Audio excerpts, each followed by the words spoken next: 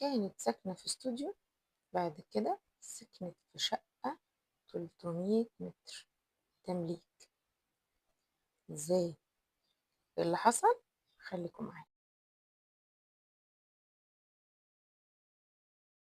قصة حقيقية من الواقع، قصة بنت جارتي قابلتها بعد سنين كتير.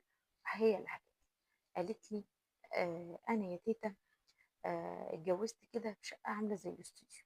كانت صغيرة وقلت عشان في أول الحياة ونبتدي حياتنا كده. المهم بعد ما جبت بنتي الأولى بعد سنة اتنين بقى الوضع صعب. فقلت له لازم يعني ننقل من هنا ونجيب شقة أوسع. قال لي منين؟ أنا معيش.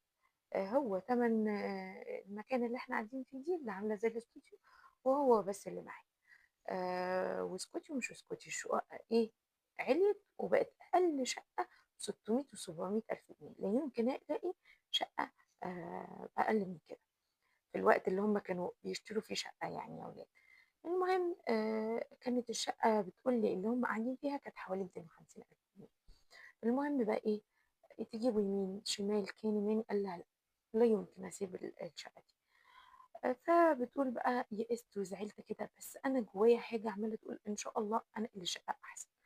فبقيت أصلي قيام الليل وأدعي ربنا. أصلي مثلا رمضان 30 يوم التراويح في الجامع وأدعي بدعوة واحدة بس، مواصفات الشقة اللي بحلم بيها. وتيجي أي مواسم للطاعة أفضل أدعي أدعي أدعي مع قيام الليل، ما بسيبوش أبدا. وكل يوم أعيد مواصفات وأحلام في الشقة اللي أنا نفسي فيها. ويجي بقى إيه، بعد سنة ما فيش حاجة والوضع بقى إيه، أنا متضايقة منه.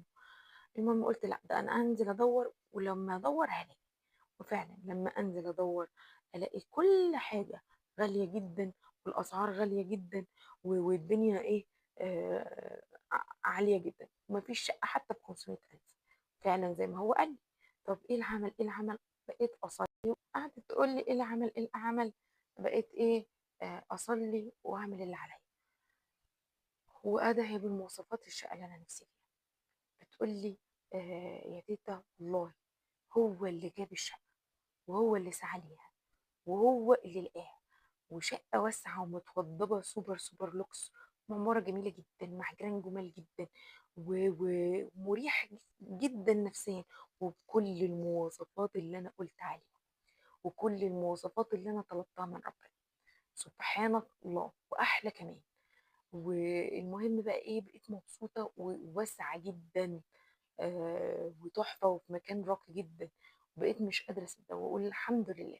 أنا كان عندي يقين إن ربنا هيديني الشقة دي، إزاي معرفش، وأصلي وأدعي ربنا، بس أنا عندي يقين إن ربنا هيديني. بقيت بعد كده لا يمكن لا يمكن أثق في أي حد. لا يمكن إن أنا أقول ده ينفع وده ما ينفعش، لا، ربنا هو اللي أطلب منه. أعتمد على فلان ولا علان؟ ما أعتمدش على حد، أعتمد على ربنا، واصلي وادعي ربنا بكل احلامي. ومن هنا كل حاجه نفسي فيها اطلبها من ربنا، ما بطلبهاش من اي حد. وده سر ان انا اشتريت وجبنا شقه احلامي، ولغايه دلوقتي انا بحبها جدا. وغير ان هي عتبه السعد والهنا علينا، وقد ايه ربنا فتحها علينا من اوسع الابواب.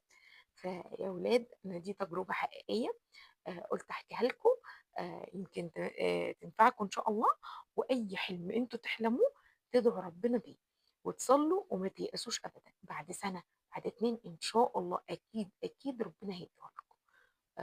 فدي تجربه وحاجه مجربه، قلت انقلها لكم واحكيها لكم من حكاوي كده صبر. ان شاء الله كلكم تحققوا كل احلامكم.